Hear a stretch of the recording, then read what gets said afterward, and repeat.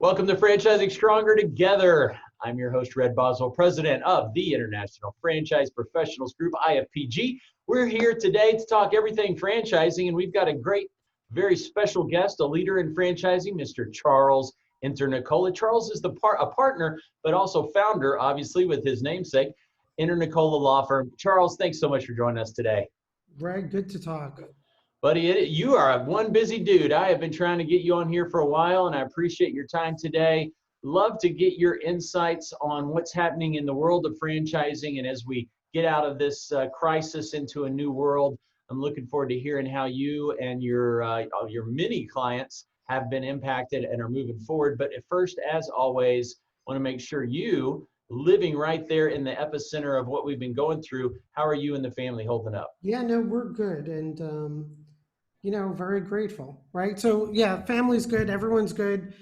So far, overall with our clients, we're seeing a lot of resilience. And, I think we're all going to make a good transition out of this. And do you focus, so from an attorney, you're a law firm, do you guys work with ZORs and buyers, or are you more buyer focused, more ZOR focused? How does that work? So we're 100% franchise only, and 95% of what we do every day is franchisor, emerging and growing brands. 5% we do work with franchisees also.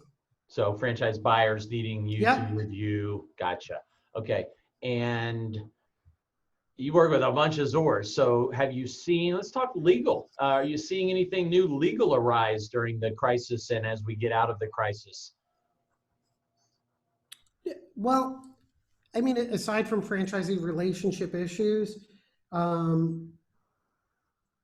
think this point with COVID and what everyone's gone through, for good franchisors, for smart franchisors, represented a good reset to really reevaluate the franchisor-franchisee relationship, the partnership stake that franchisees bring to the relationship. And so I think our clients are reflecting on the value, the long-term value, what their franchisee means. From us at a legal standpoint, we've been modifying our structures to create a more balanced relationship, more competitive on the sales process. And then of course you have other issues about reporting item 19 with COVID and things like that, but all manageable things that we're working on. Is there, a little deeper on that, is there anything you would tell a franchisor, kind of a general guidance, hey, when you update the FDD next, besides disclosure on the item 19 area on how COVID impacted your organization, any new clauses, what's the hot topic around, oh my gosh, I need another cup of coffee. It's, what's the terminology when an act of God occurs? And force majeure. Thank you. So, yeah. So anything new there? I read lawyers are going to do what lawyers do, which is many times over lawyer things. I think the FDD and franchise agreements themselves have probably over time been over lawyered. And I don't attribute fault. I think it's been necessary in government regulation, whatnot. But for us, the hot topic is really to reset franchise agreements, FDDs that'll cut down on negotiation, maintain protections for our clients, but are more realistic. I really, what this event and seeing our clients work together with franchisees, seeing what winning franchise systems do in terms of culture and relationship, to me, I think it's very important to really lighten up the franchise agreements, not on the obligations and what needs to be done, but to really allow the brands to connect in the sales process. And so we're looking to make things simpler and not over lawyer them. Force majeure, I could guarantee whatever great ideas we have now about future force majeure events, we're probably going to get it wrong and not expect what's going to happen. I mean, and the reality is the force majeure provisions are there. They provided legal protection. But the reality is you're dealing with humans and you need to help each other. And no matter what your agreement says, 9 out of 10 times, if you're going to sue your franchisee in a courtroom in the middle of a pandemic over an issue that was out of their control, I think you're just going to waste money on legal fees. It's rare to hear an attorney say that, waste money on legal fees, but thank you for that guidance. Charles, any insight? Boy, I'm just throwing some. I know Sure. we didn't prep big time, but as you've got so many clients, any stories of triumph that you see where a franchisee or a system was having issues, and this epidemic and the trials that came through it helped the organization to be a more solid opportunity or a more successful model? You know, Red, it's a good question. I think you've seen it. I may be biased, right? Because I'm a big fan of our clients and I'm a big advocate of franchising. So I may have blinders on, but the good brands, and for me, I haven't seen any of our clients deviate. Whether they pre-COVID, no matter how successful they've been, or pre-COVID, if they've hit stumbling blocks and roadblocks, um, COVID and this human tragedy actually shifted markets, caused a reset. And I think the good brands are focusing on that. There's opportunity with it. Opportunity to, if you weren't a brand that had a real differentiated, unique selling proposition, a real positioning in the marketplace, real culture, real values, and real focus, it gave you the time to step back and think. And hopefully over these past 3 months, focus on what matters in your system. The brands that have been very successful, and we have, brands that hundreds of units. What's ironic is you see in a moment like this why they're so successful, because they've leaned in on their culture. The culture's existed. They have core values. They have a value proposition. They have a philosophy. And not only that, when we speak with their franchisees, you see their franchisees share those values, and you see what made them successful. So I think we're seeing with clients, and also it's been good. Those who didn't gain traction, this bump in the road really caused them to wake up and say, wait a minute, what I'm doing is not working. Let's reset. So I think there's been a lot of positive. I think there's been less struggle than what would have been expected. Um, I definitely think there's less than what would have been expected. Sure, there's been financial impact and lower revenues. I think if you look at those losses as an investment, if you acted properly in these 3 months, they're going to be a great investment with good ROI over the next 5 to 10 years. Well, the learnings and the strengthening, the resetting of brands, certainly in the big picture is going to help a lot of them. I've been surprised and a little bit frustrated in doing these interviews. Certainly at the height of the pandemic, I was reaching out to Zors thinking they were struggling big time and looking to, for insights on how they're struggling and how they're trying to get out of it. I'd be doing an interview like this, and like, oh yeah, Red, we're actually up 10%. What? Yeah. So a lot more, and I say that with a little bit of question, because I wonder how many of these guys are just sales guys hyping up their numbers to try to get some more interest. But, I'm talking to CEOs and presidents most of the time. So this isn't necessarily the frontline sales guy, not necessarily the sales guy or gal would mislead us. But I've just been surprised, like you said, about how many organizations aren't doing quite as bad as you would expect. Yeah, and I think you've done a good job in those communications and reaching out, Red. So I think I think it's three things. I think some people are lying, right? But that's not the majority. Yeah. I think there's a new value proposition. There will be more franchise buyers. I'm not saying because of bad economy or good economy, but because I think there's a good value proposition in franchising.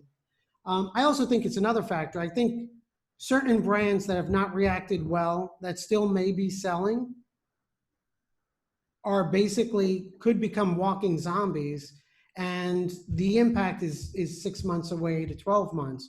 So I do think there's brands that will be impacted, and the ones that don't have the right mindset and haven't taken the right steps, and if they haven't had the right foundation, aren't building it, they may not know it, but they're going to be impacted.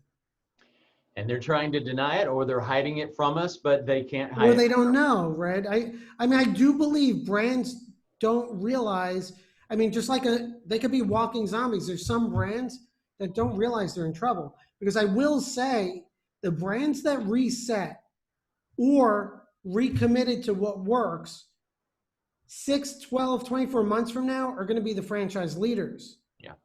And the ones that don't, they may think, okay, we sold, but the landscape shifted legally, economically, development-wise. It's a new world in every aspect. Mm.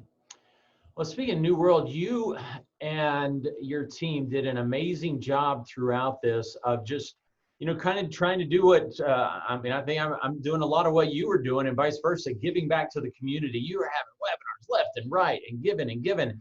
And anything you learned from that, do you regret any of that? Because, man, your legal practice had to be impacted. You were just all the time kicking it out of the park with not kicking it out, knocking it out. You were doing very well at these webinars. How did it turn out in retrospect? So,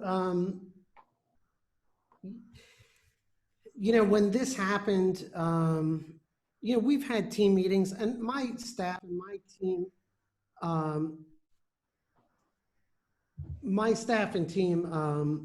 we've been together for a long time, and we've had a good culture. Part of our core values is providing our clients legal support they need, resources to grow, strategies to win. And those are the things we focus on. When this hit, I certainly knew we're going to maintain our whole team. And I also, at that point, we made a strategic decision that over these next 3 months or whatever period, my primary job is to support our clients, build scaffolding, have development calls.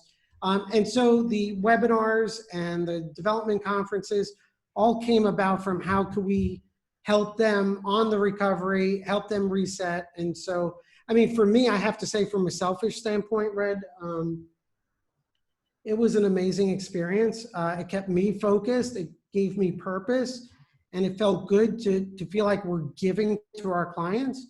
And the impact is what it is, but it was a great experience. And for me too, like the advice we give each other or other business owners, whether it's traction and all these other things, as a law firm, I spent the time reflecting on what we should be delivering as a service provider, where our weak points were, where our strengths, and how to redevelop a value proposition that would make us even a better value for our clients. So it kind of all went hand in hand. And for me, it was just great to connect with everyone over that time.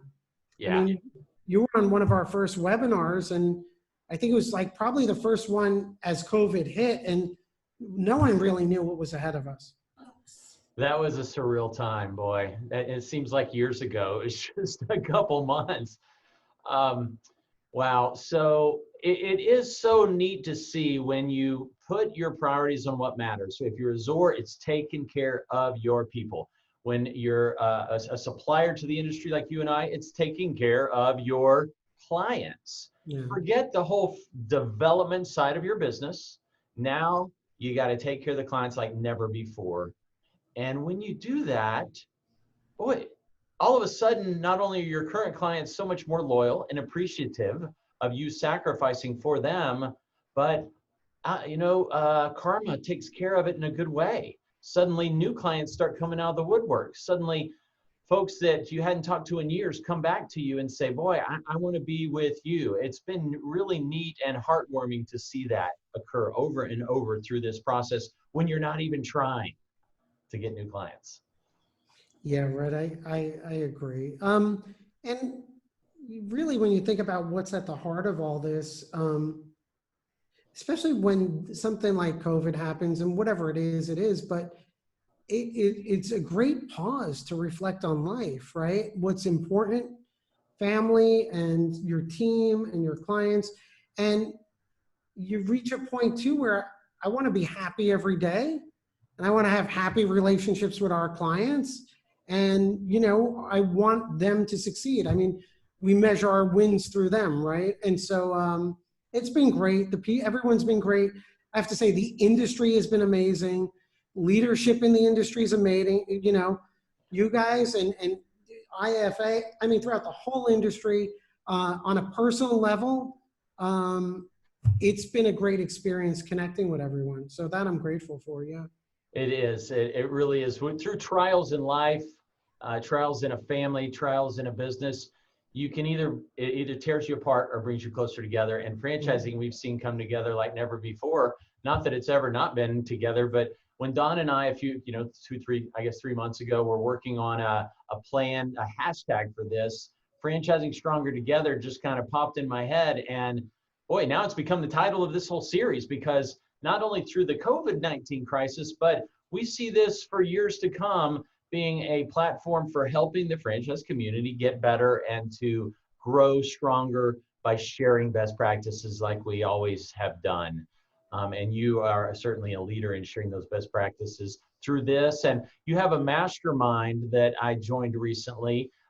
Remind us what that's called and where to find that. Yeah, no, Red, I appreciate that. And so it's, and I appreciate, that you guys are part of the mastermind. So it's Franchise Growth Mastermind. It's a free community.